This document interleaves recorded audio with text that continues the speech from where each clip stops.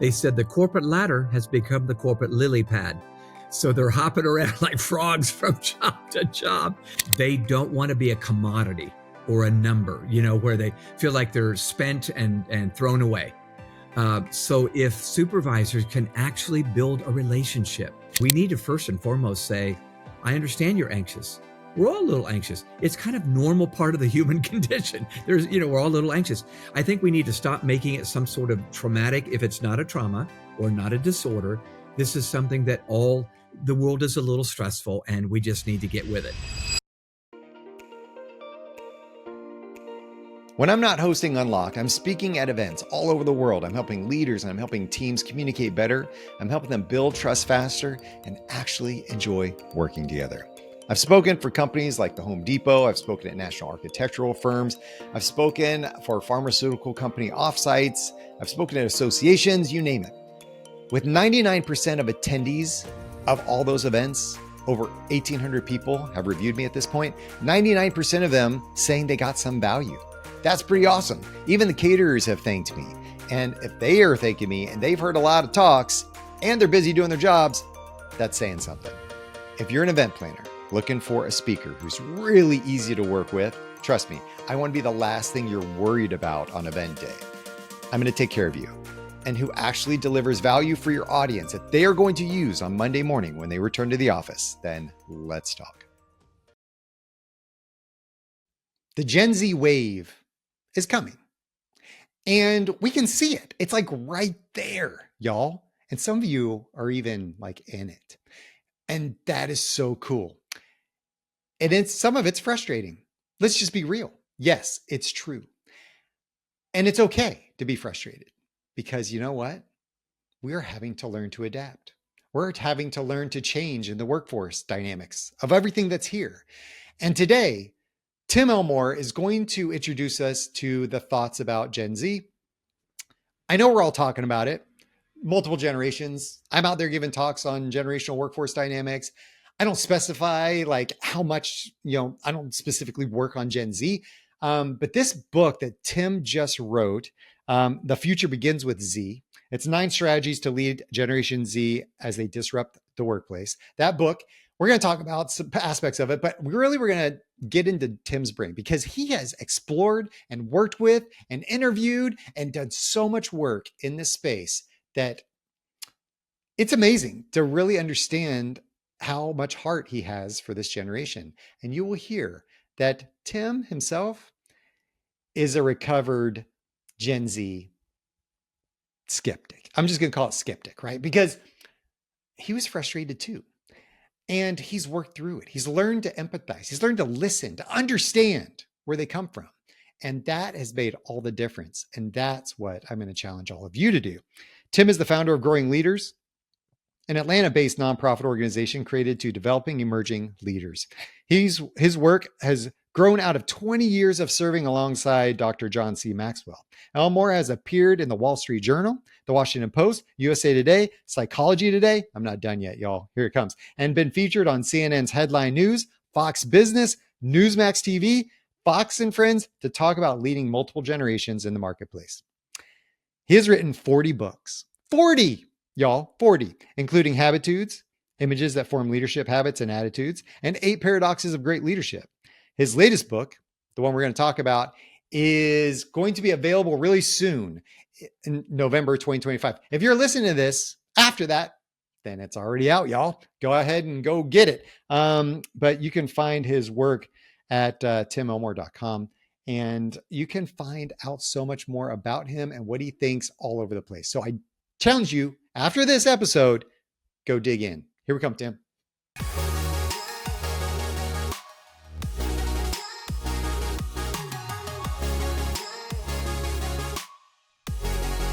Tim Elmore. I can't believe it. I have the Tim Elmore on my show today. So great, man. So great. It's great to be with you, Scott. Oh man, we're gonna talk all things Gen Z today. Because you know what? Everybody's talking about it, as they should. Yeah. Some of us are talking about it in favorable ways, and some of us are talking about it like, oh no, Yeah. But I feel like, man, I feel like we just had this conversation about the millennials. Yes. Didn't we just have this conversation? Yeah. It wasn't just a minute ago, though. About 15 years ago, I think we all started throwing millennials under the bus.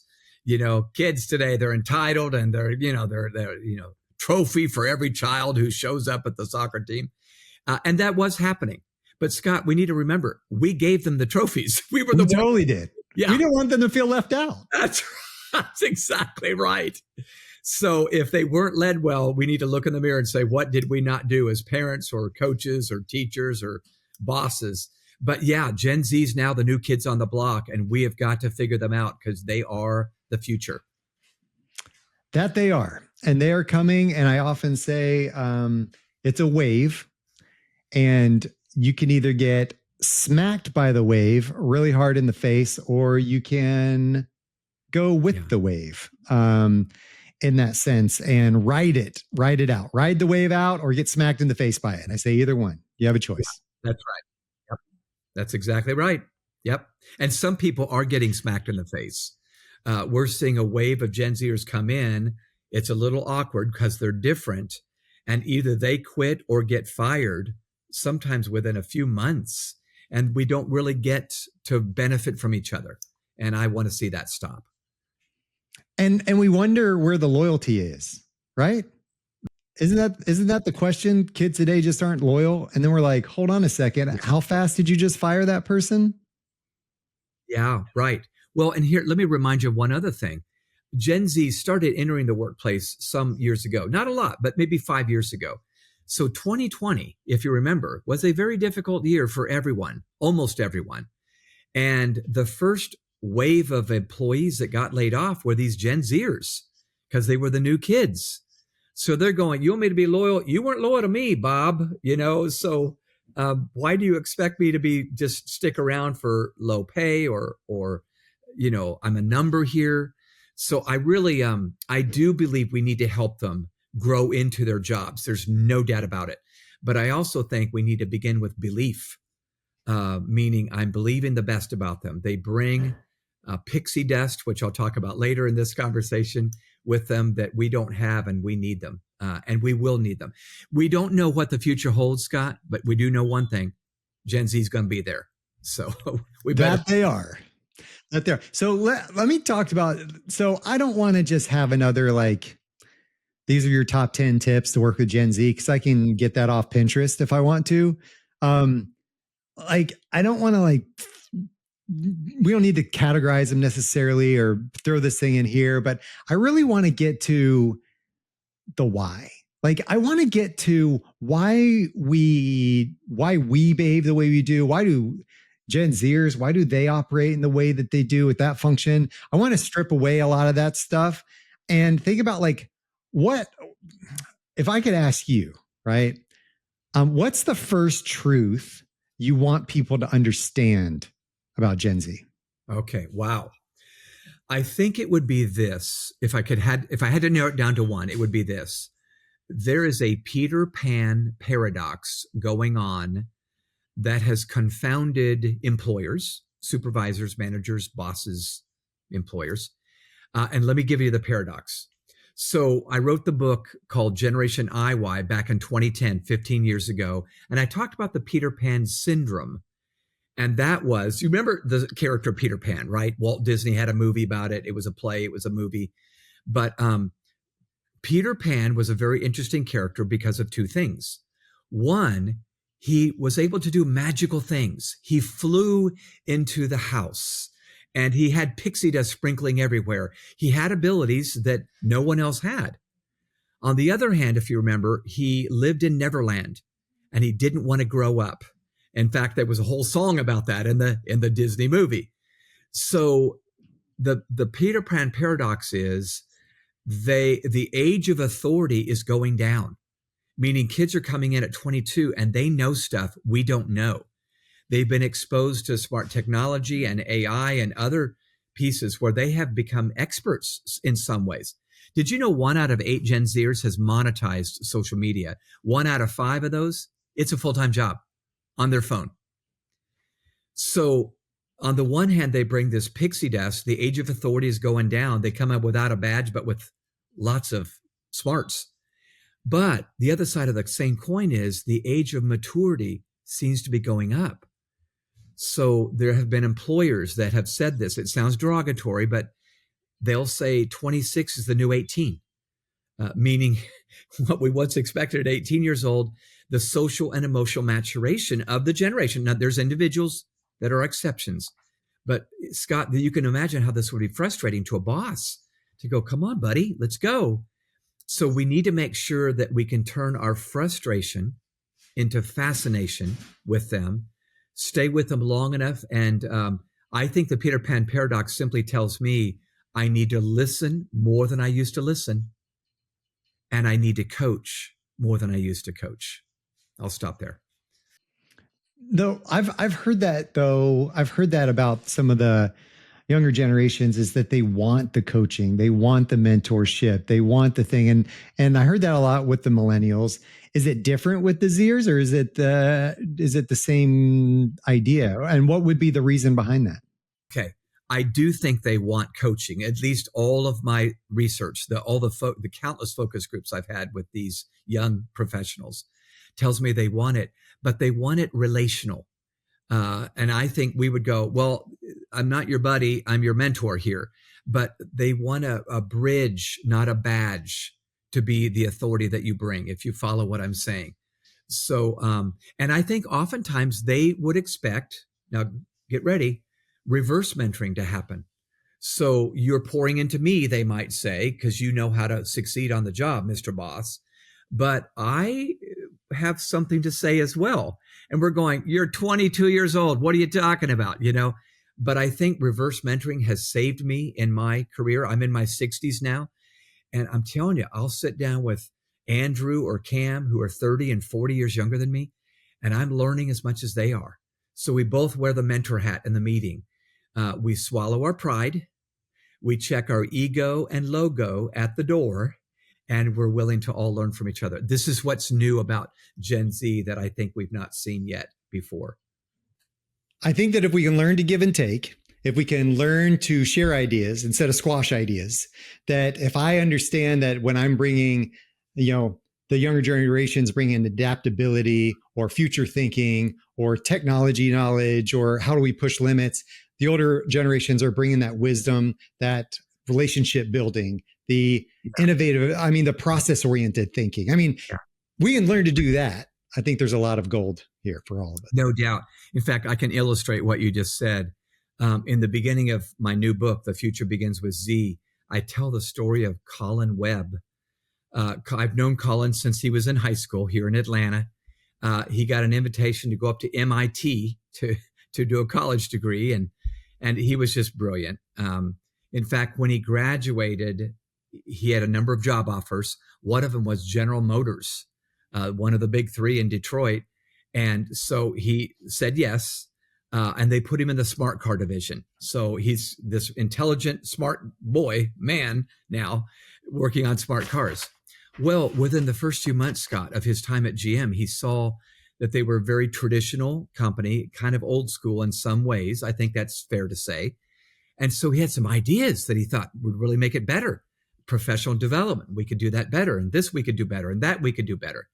So he goes to his supervisor. He does the chain of command thing. And he basically hears, hey, just keep your nose to the grindstone. You don't need to say anything. You don't need to suggest anything. Just do your job. Well, he was respectful in his response, but he didn't stop there. He ends up sending an email to Mary Barra, the CEO of General Motors, and he shares his ideas with her. She gets back to him and she says, these are very good ideas. Let me take it to my executive team. They agreed. These are really good ideas. But by the time it went down from the executives to the middle managers to his supervisor, you can imagine they reached an impasse again. And he was told, you need to just do your job. You don't get to lead anything for 9 years. 9 years. And so Colin, I know him. He's very respectful, but he had some good ideas that they didn't want. He quit before the end of the year, Scott, and he went off and he has started 2 companies, brilliant companies. He sold one. He's doing quite well in his 20s. But I'm thinking, GM, you just missed out on an opportunity. And I know GM's a marvelous company, Fortune 500, but I'm thinking too many times that's our story. We've got our traditional way that worked in the past, but he's got visibility on the future, not the past. In fact, I'll give you one more quick anecdote. I just was on the phone yesterday with a law firm that I'm going to go speak to, and they said, "Oh my gosh, Tim, we've decided we want to start working with AI on it to a greater degree." Our most helpful team members were our interns who had just come in. They're still taking college classes. They were downloading what they were learning about AI. They said, we're all past 45 years old. They had all but see, they were humble enough and hungry enough to say, you share. And so I don't know, I'll stop there, but we just got to relearn what we have learned in the past and be open to change. And that opportunity is, we're going to suffer if we don't start to understand how to bridge this gap. And again, we can go through all the tips and tricks of how to work with Gen Z with this and blah, blah, blah. I really want to understand how, I mean, I hear that now coming out of school, that the expectation is for somebody to stay at a job for 3 years and then transition. I mean, there's all kinds of stats out there, right? But I mean, 3 years. So you're telling me that if I work in 30 years, I'm going to have 10 different jobs? I mean, what? The older generations never would think of such a thing, right? How do we keep them longer? Like, because that's the goal. I don't want to keep retraining people. That's a lot of money. Yeah, and time and effort. You're absolutely right. Yeah, what someone said, what you just said, but in a very fun way. They said the corporate ladder has become the corporate lily pad. So they're hopping around like frogs from job to job. Now, not everybody, but there are enough that we need to pay attention to this. So I have a whole chapter on onboarding and retention. I think the key, as cheesy and predictable as this sounds, is relationship. They don't want to be a commodity or a number, where they feel like they're spent and thrown away. So if supervisors can actually build a relationship and earn trust, not just expect trust right away, that's what's needed. Gen Z looks a little bit like Gen X 30 years ago, when there was some distrust in the air. Corporate America had failed us a bit. Politicians had failed us a bit. The OPEC gas crisis 40 years ago was going on. So there's a cynicism a little bit in the air, a skepticism about authority. So we would say authority comes from a badge. They would say it comes from a bridge. Build a bridge with me. So I don't know how that sounds to your listeners, Scott, but if we can begin to learn something about them beyond the job, maybe what their hobbies are or whatever, get to know them, there feels like there's a relationship there. And then I would say we need to give them a voice. I know that must drive some listeners bonkers, but they want to have a voice from day one. They do bring something. The pixie dust again. They do bring some pixie dust, and they don't think we think they do. So here's what we do in our office. We say to our team, from interns all the way up to the senior executive, everybody has a voice, not everybody has a vote.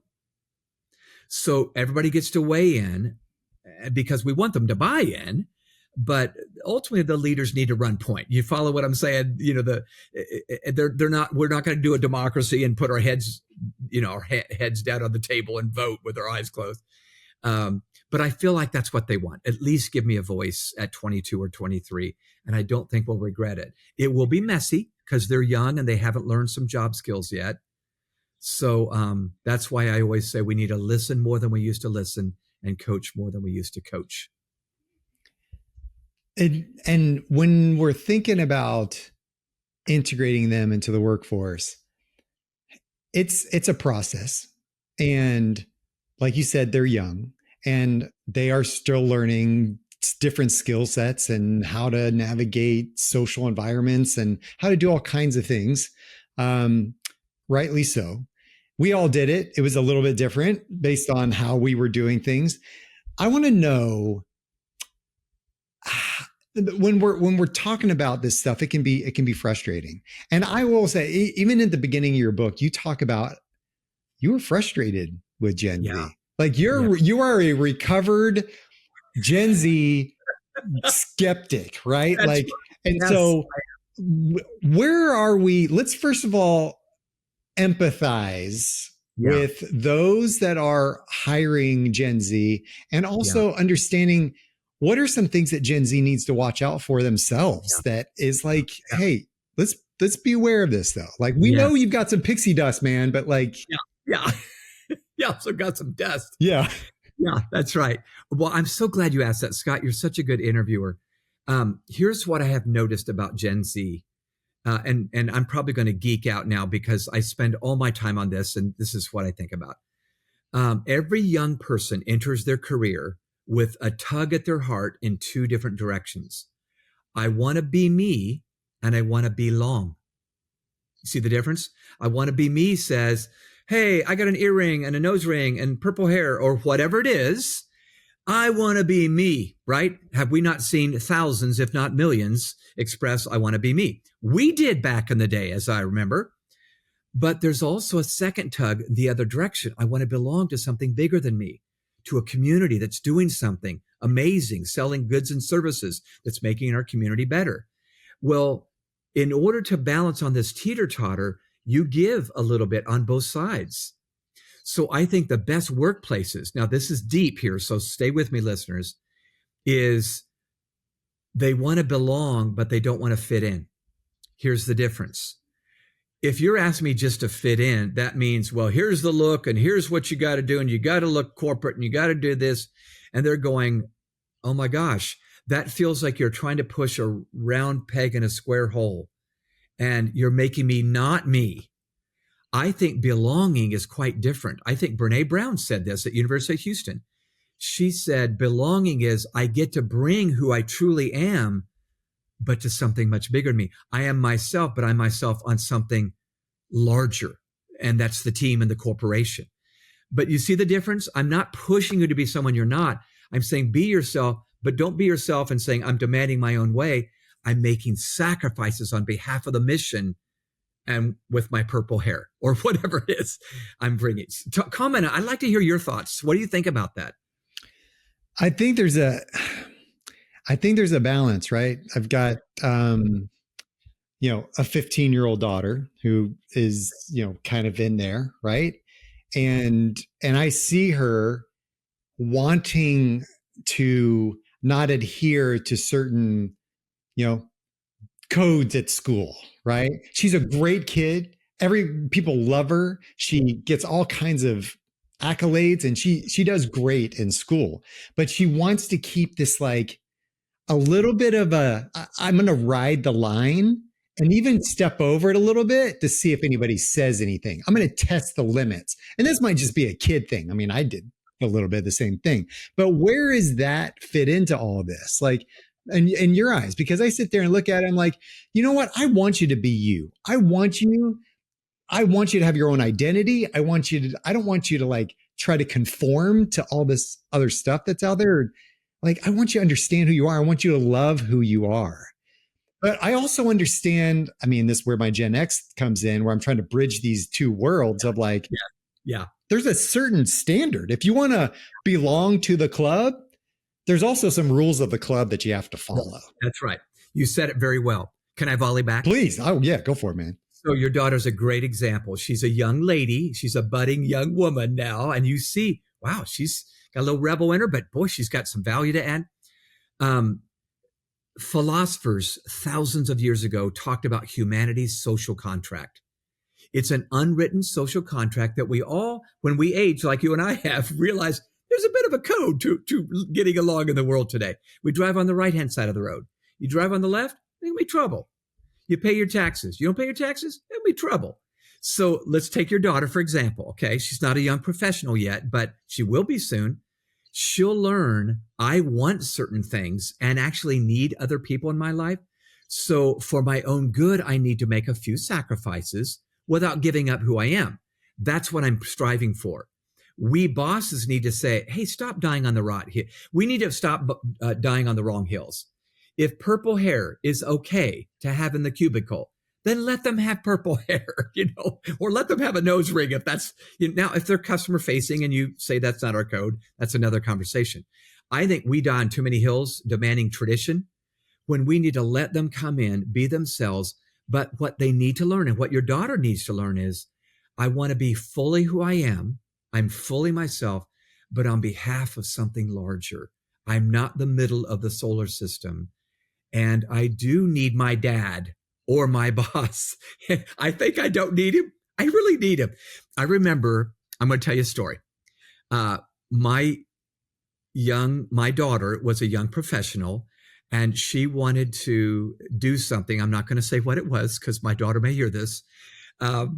She wanted to do something that was way off the charts in terms of humanity's social contract. Okay. So she asked me what I thought. If I said what I wanted to say, I would have thought, what the heck are you doing? But instead I said, well, you're going to want to think twice about that because there's some people that are going to be put off by that. Now you can say, I don't care, but just know you'll give up what they might offer to you in the future. You don't want to burn any bridges, et cetera, et cetera. You get this.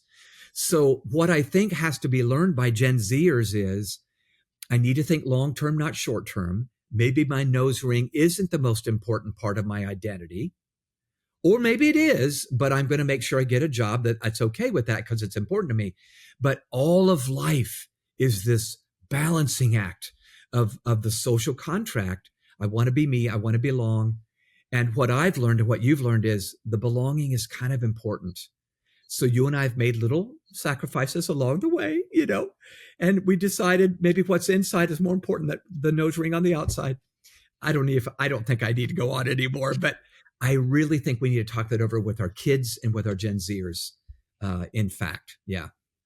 What is and your research and all the stuff that you've done as we're getting into the Zers, what is the main difference you think between the millennials and the Gen Z? Because to some of us, they're just all young people. So the millennials are, the majority of workforce right now, right? And so when we talk about that, we treat millennials like they're still 23, but they're not. And what kind of trends did you see in that difference between the millennials and the Gen Z when that came? Okay, first of all, that's a great question.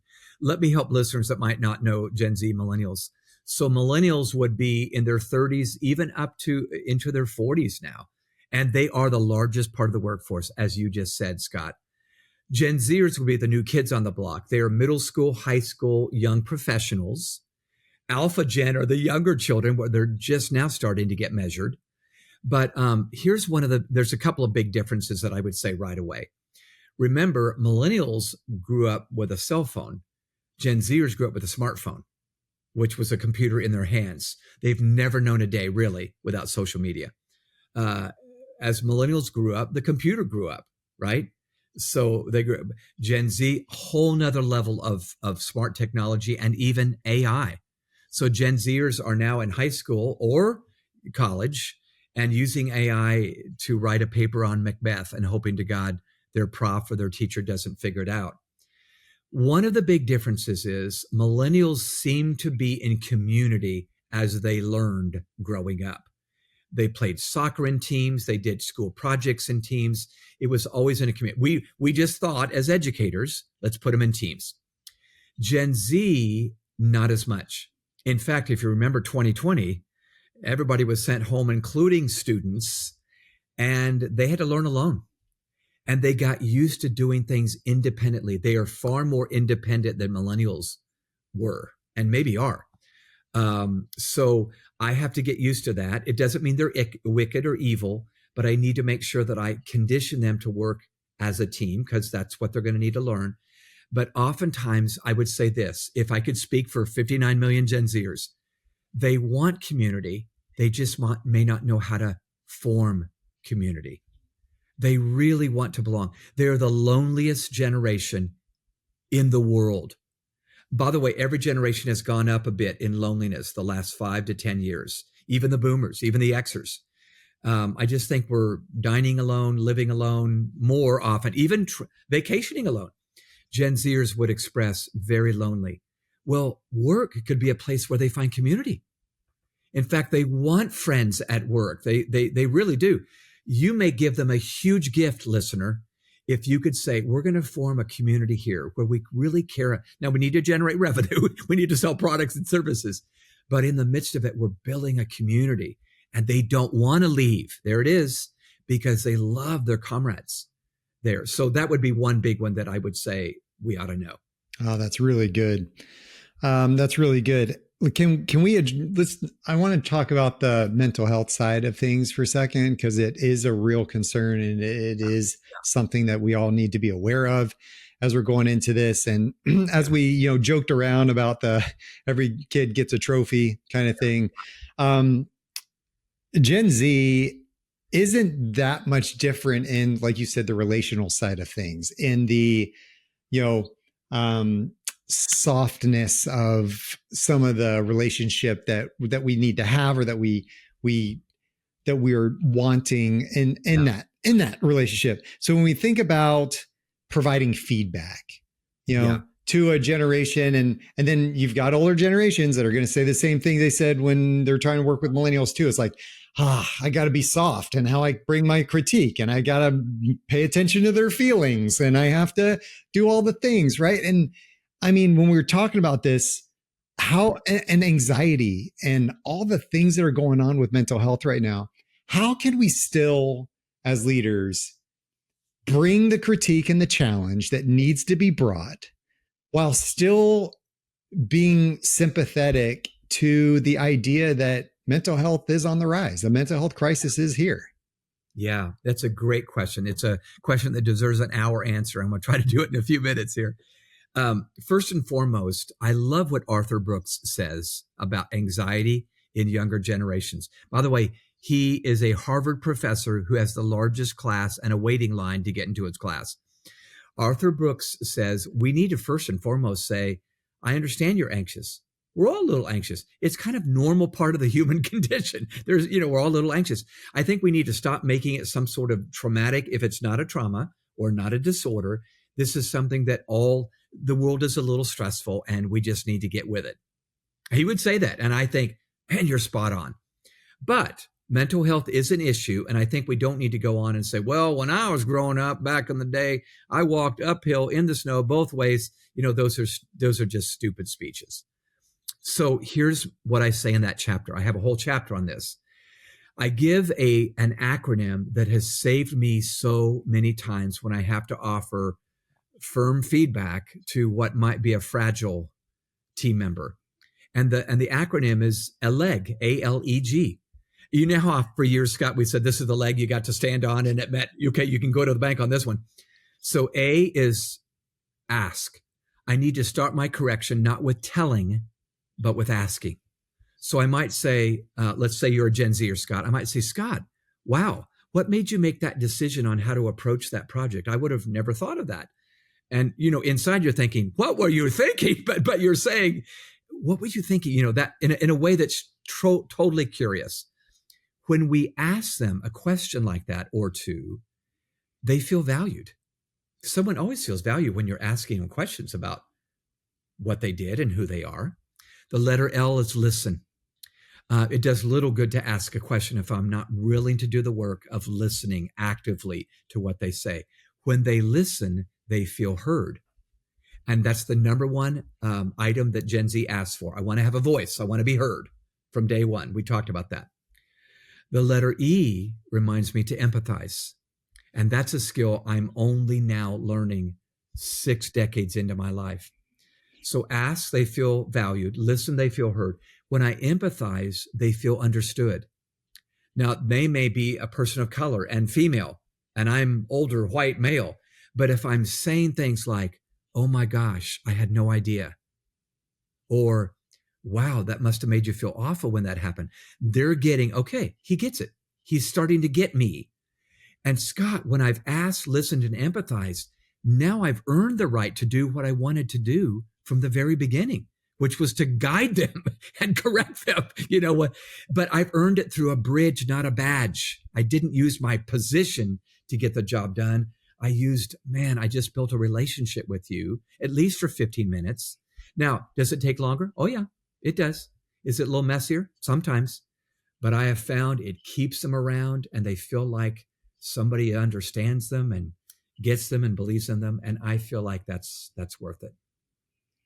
You have a quote right at the beginning of your book, and it says by Renee Walter. It says, Generation Z is the sandpaper on my leadership I didn't know I needed. Right. So you read that first line, you're like, the sandpaper on my leadership. Yeah, I feel you. And then it's like, that I didn't know I needed. And you're like, the sandpaper, it's rough, but it makes everything so smooth afterwards, doesn't it? They're building me into a better leader, I think. And I think they would say that the Gen Z team members. But I have to admit, I do need to be polished a bit. I do need a little sandpaper. And that's hard for a baby boomer to admit sometimes. Leave us with a little bit of hope, man. Leave us with like your vision of what could be. Oh, I'm glad you asked that. I want to go back to where today's older generation was just a young professional and see how things cycle through much the same way. I like what Mark Twain said. History doesn't repeat itself, but it does rhyme. So way back in the 1960s, you've heard the story, Scott, so have I. President John F. Kennedy predicted twice that we were going to put a man on the moon before the end of the decade. And we did. In July of 1969, Neil Armstrong stepped out on the moon. The story behind the story is even cooler than that. When JFK made that speech that we're going to put a man on the moon, NASA did not even have the technology to do such a thing. I mean, they had way old, in fact, computers were people were computers. They didn't have a computer. So get this, all those young grads coming in as interns into NASA from Purdue and MIT and Georgia Tech, they had the latest knowledge on computer technology. So they were leaning in at NASA to the 20-somethings on what they knew to be able to pull off this huge feat, which they did not even have the technology to do. So I love the fact that the older generations, let's say 45 and older, became sim soups, simulator supervisors. They were getting all these 20-somethings ready to do the job of putting Neil Armstrong and Buzz Aldrin on the moon. But Scott, listen to me. This is powerful. It was 20-somethings that actually sat at the operator station. The average age of the operators that put the astronauts on the moon, 27 years old. And the guy that actually said go, not no, that they gave that authority to, Jack Garman, 23 years old, 1 year out of college. Now, that tells me two things. Number one, I'm getting a little emotional here. The older generation took their spot as mentors, not the doers. They welcomed a new generation in that understood the new technology. Does this sound familiar? That understood the technology. And they gave them a place of authority early on. And the kids that came in then, I just heard them interviewed. They're now 80 years old. They go, we didn't even know what we didn't know. We just had the audacity to think, let's do this, buddy. Let's do it. And they did it. So all I'm saying is let's do it again. Let's be NASA this year. And let's welcome them in. They're going to have to learn some things. The Sim Soups would have said the same thing back in the 60s. But they gave them some power and some influence and some high stakes. That's the high stakes I can imagine. That's my challenge for listeners right now. Let's be NASA again. And let's get this next generation ready. And let's let them apply the sandpaper to our leadership. That's fantastic, man. Thank you for that. And I think that we all need to hear it. And you know what? You know what's interesting? That this isn't the last time we're going to have this conversation. Yeah. You know, yeah, it'll just be when Gen Alpha comes. That's true. You're gonna have a whole new book. You got a thing going here, Tim. I'm going to die. You take it from me. I'm going to pass it on to you. Oh Scott. man, I don't know. I'm walking in your footsteps. I don't know if that's doable. But no, I really, really, really appreciate it. I mean, the book now is is going to be available. Tell us a little bit about that, where you can find it. Yeah, the official launch date is November 4, but you can get it now. There's a pre-sale. So if you happen to go to thefuturebeginswithz.com, thefuturebeginswithz.com, you'll go to the site that has the books, and there's even some extras and bonus there, but you can get the book. And I'm very, very excited. It's supposed to be, I just want it to be a guidebook for anybody that might be a little frustrated rather than fascinated at this new generation. And I hope, Skot, it makes you an even better dad to your daughter, who's just a little bit on the line sometimes with her. Well, I was very much on the line, and it all came to a crossroads when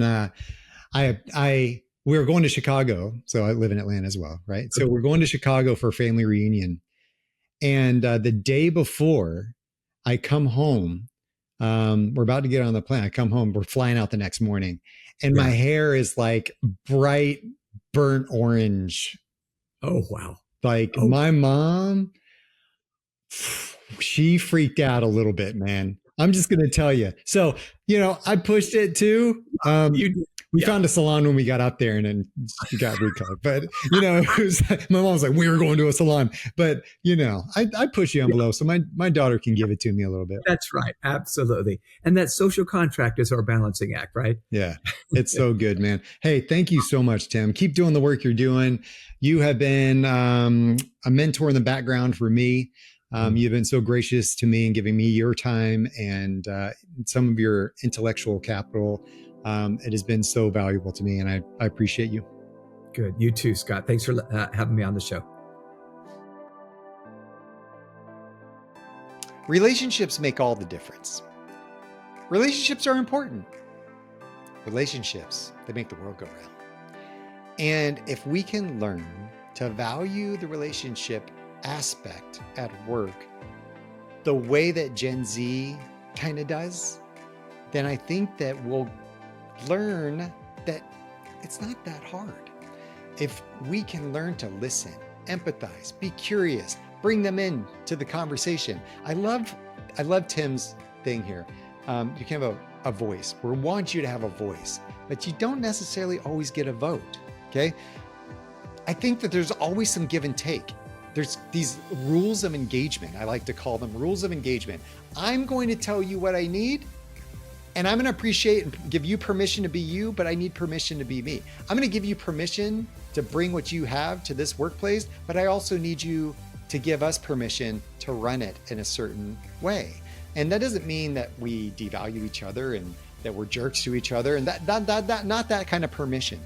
I'm talking the healthy kind of permission, but also the understanding of where we are in life and what do we do and what do we have to offer and bring to the table. Let's grab hold of that really tight. Let's hold on to it, because that is what's going to make the difference between those Gen Z employees that use your workplace as another lily pad, as Tim calls it, or as they use it as a ladder to grow and to get stronger in the organization, to get more perspective and to climb and to stick around. That's what we want. Loyalty. We all want it. The younger generations want it. The older generations want it. We all just want a little bit of loyalty. And that is going to make a huge difference if we learn to understand what each other needs in this workplace. So get out there, y'all, Gen Z, Millennial, Gen X, Boomers, Silent Generation. If you're still holding on, we love it. We welcome you to the table as well. All right, y'all. Until next time. If you want to find out more information about me or check out the show notes where there's going to be more information and links to the things referenced in this episode, visit skotwaldron.com. And lastly, I'm asking for a little bit of love, just a little bit. So please take a moment, follow, rate the show. The algorithms like that. It helps me get the word out. I really appreciate it. Thank you. And until next time, stay unlocked.